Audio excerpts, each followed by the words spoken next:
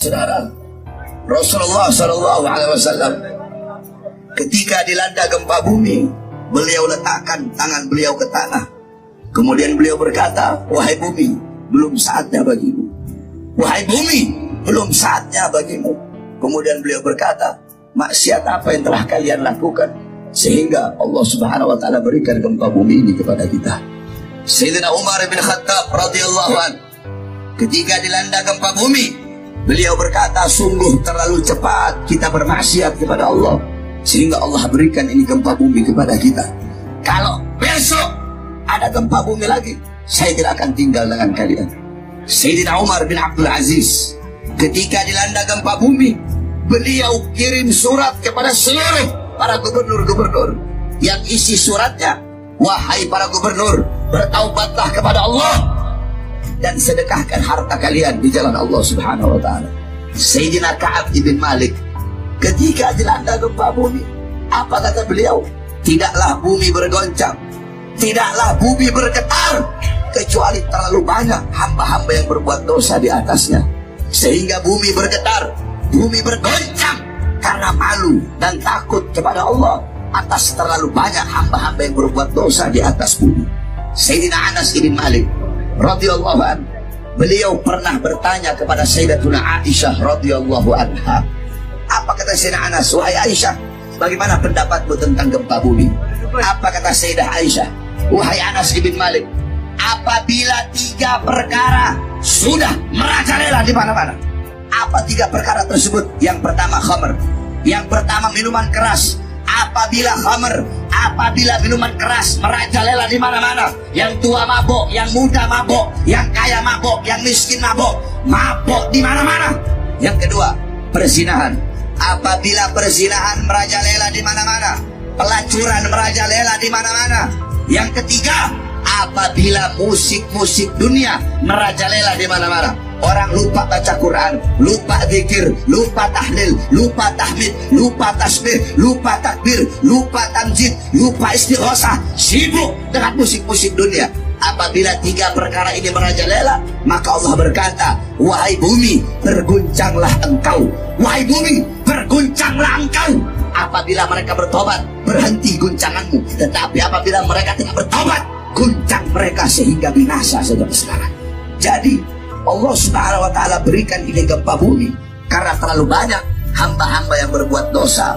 Jadi ketika ada gempa bumi, jangan kamu bertanya, ya Allah, kenapa kau kasih gempa bumi? Kenapa kau kasih tsunami? Kenapa kau kasih banjir? Tapi tanyakan kepada diri kita, berapa banyak perbuatan-perbuatan dosa yang kita lakukan, saudara-saudara. Kemudian Sayyidah Anas kembali bertanya, apakah itu adalah azab dari Allah? Apa kata Sayyidah Aisyah? Bagi orang mukmin, bagi orang yang beriman kepada Allah, itu adalah nasihat dan rahmat dari Allah. Sedangkan bagi orang-orang kafir, bagi orang-orang munafik, bagi orang-orang yang suka berbuat dosa, itu adalah bala dari Allah Subhanahu wa taala. Bocor, belum lagi terbelah. Bayangkan kalau ozon itu bukan bocor, terbelah. Idza sama'un fatarat, terbelah. Maka meteor-meteor besar akan mengancam, menghunjam dunia. Hancur, terjadi ledakan besar. Sekarang kerak bumi tak bergeser, tak bergerak. Kenapa kerak bumi ini tak bergerak? Padahal dia seperti kain yang menutupi meja. Alas meja akan bergerak, liar, ditarik anak-anak, akan tumpah apa yang ada di atasnya. Mangkok-mangkok, gulai-gulai, minuman akan tumpah. Tapi kenapa tak tumpah? Karena di atas meja makan ada paku payung yang memaku kain sehingga tidak bergerak. Apa paku bumi ini? Wal jibala autada, jibal, bukit-bukit, autada, menjadi pasak-pasaknya. Ternyata ketika kita melihat bukit, itu yang nampak di atas muka bumi sepertiga. Sepertiga di atas, 2/3 menghunjam ke dalam. Itulah mengapa kerak bumi tidak bergeser. Dulu ada satu profesor doktor dari ITB, Institut Teknologi Bandung, presentasi di kantor Majelis Ulama Indonesia Jakarta, ingin menyatakan bahwa setelah tsunami, ini kerak bumi kata dia bergeser. Karena tsunami kerak bumi bergeser, maka akibat efek dari pergeseran kerak bumi itu, banyaklah kiblat-kiblat masjid yang belok ke kiri dan belok ke kanan. Begitu selesai dia presentasi, muncullah heboh. Ternyata memang betul, banyaklah masjid-masjid di Indonesia yang mulai diukur ulang belok ke kiri. Itulah yang terjadi di beberapa masjid. Lalu kemudian tak lama sesudah itu, datang profesor, doktor juga, dari ITB juga, yang mengatakan, munculkan teori bahwa kerak bumi tidak bergeser. Jadi ternyata antara profesor doktor kerak bumi pun ikhtilaf juga. Jadi jangan katakan ikhtilaf itu antara Hanafi dengan Maliki, antara Syafi'i dengan Hambali, bukan. Antara profesor kerak bumi pun ikhtilaf. Yang satu mengatakan bergerak, yang satu mengatakan tidak bergerak. Mana pendapat yang kuat di antara ini? Pendapat yang kuat mengatakan tidak bergerak. Lalu kenapa ada masjid yang miring? Memang dari awal salah ukur. Kalau memang ukurannya betul dan tepat, walaupun di pusat terjadinya tsunami, buktinya tidak bergerak. Mana dia? Masjid Baitur Rahman tidak bergerak. Tepat ukurannya. Maka oleh sebab itu hikmah di balik ini, bahwa umat Islam kembali mengukur kiblatnya.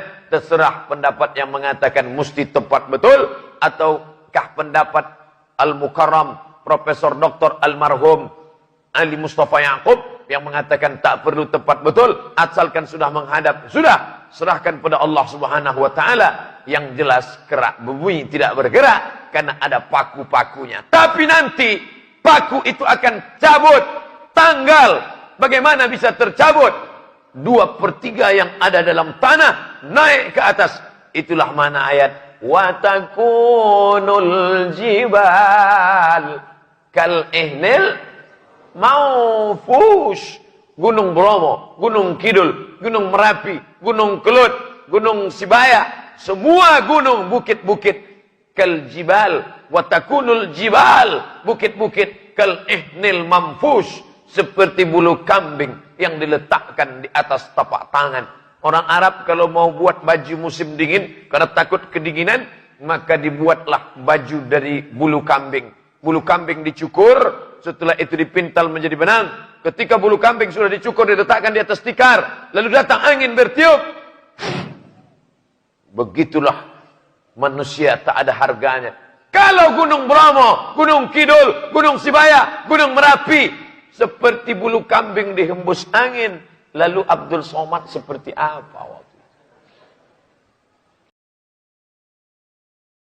Sesibuk apa dengan dunia yang akan kita tinggalkan itu? Kalau bukan Anda yang tinggalkan dunia duluan, maka dunia yang meninggalkan kita duluan. Anda mencari uang sampai bertahun-tahun, bahkan ada yang puluhan tahun, bikin rumah mewah, mobil bagus, begitu dikasih 7,4 sekarang, Anda tinggalkan semua itu. Keluar semua, harus sedikit diberikan peringatan oleh Allah. Paniknya luar biasa dan Anda sudah nggak peduli dengan dunia. Maka bagaimana ketika kiamat yang disebutkan itu terjadi? Kalau teman-teman, Bapak Ibu belajar hadis, saya sarankan jangan langsung pada isinya, matannya, materinya, substansinya. Kadang kebanyakan orang sekarang tuh belajar hadis langsung ke isinya. Innamal a'malu binniyat. Ittaqillaha haitsu ma kunta. Bagus memang, tapi bagus lagi, akan lebih istimewa kalau dicari siapa yang meriwayatkan hadis ini. Kalau ada sebuah musibah, bedakan musibah menimpa orang lain sama musibah menimpa diriku. Memang musibah itu kalau ditimbakan oleh Allah kepada orang beriman, 1 dari 3. Musibah yang ditimbakan oleh Allah kepada orang beriman, 1 dari 3. Yang pertama, karena Allah ingin mengampuni dosa hamba tersebut, atau karena Allah ingin mengangkat derajat hamba tersebut, atau karena Allah ingin menyimpankan pahala kesabaran yang besar nanti di akhirat.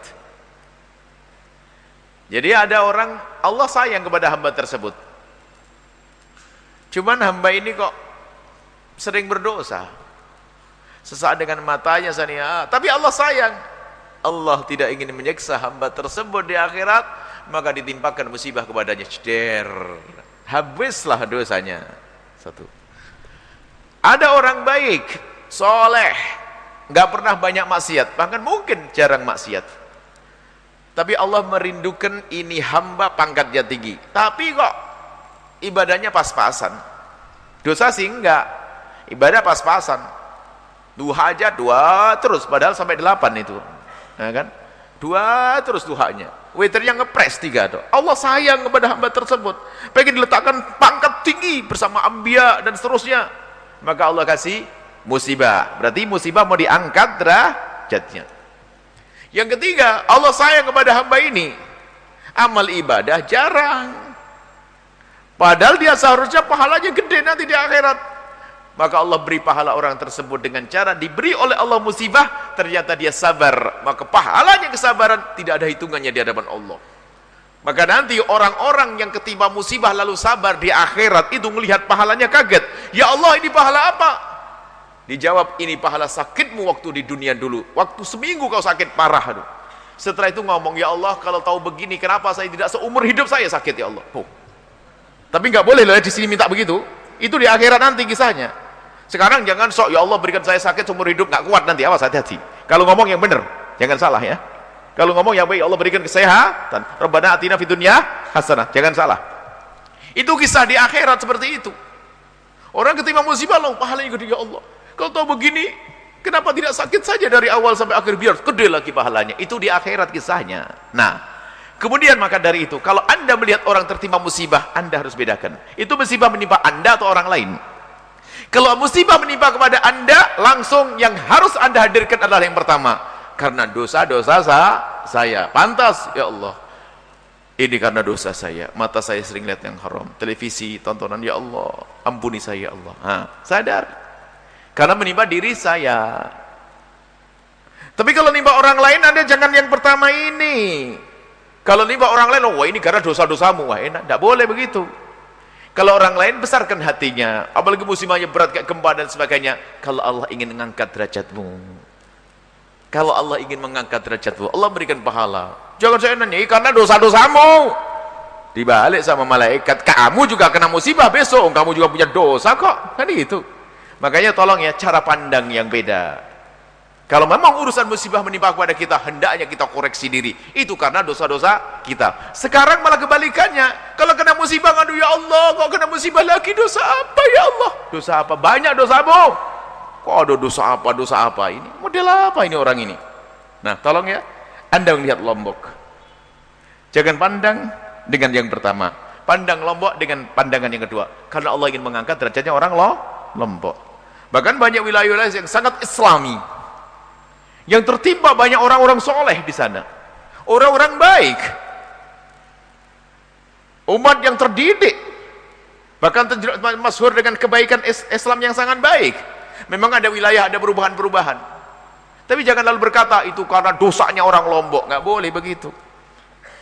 Kalau Lombok digoncang gempa karena dosa-dosa orang Lombok, maka Cirebon pun sudah seharusnya waktunya untuk digoncang dengan gempa. Karena di sini juga banyak dosa. Ada dosa atau tidak? Ada. Inilah yang harus kita hadirkan dalam memandang. Kalau orang yang tertimpa musibah, misalnya tetangga ketimpa musibah, masya Allah, Allah mengangkat derajat. Jangan ini karena dosamu kemarin. Nggak ngomong gitu. Orang sakit malah digituin. Ini karena dosamu, makanya jangan ulangi lagi ya. Ini mau udah musibah lagi. Ini kok sombong bener ini orang. Dibesarkan hatinya, musibah sudah lemah, sudah ini, Allah mengangkat derajat. Karena Allah menghabiskan dosa-dosamu. Percayalah, ini adalah penghapus semuanya. Allah mengangkat kita semuanya. Allah akan memuliakan kita semuanya. Jangan karena dosa-dosamu ya. Kayak enak. Itu saja insyaallah ya.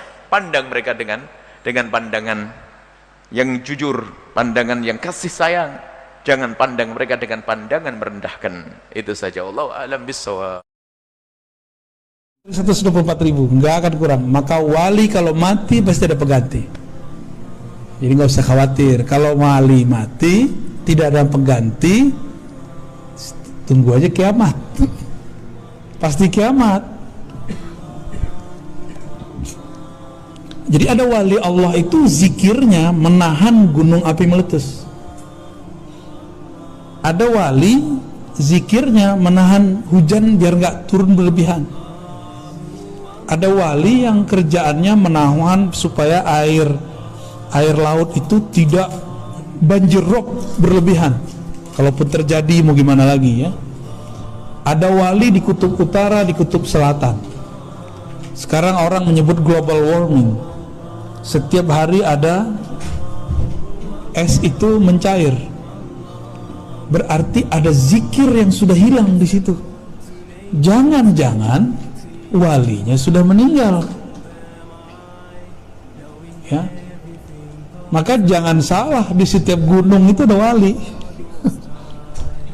Si wali inilah yang berzikir yang membuat gunung ini bertahan. Kalau walinya mati, terjadilah sesuatu. Gitu. Ya.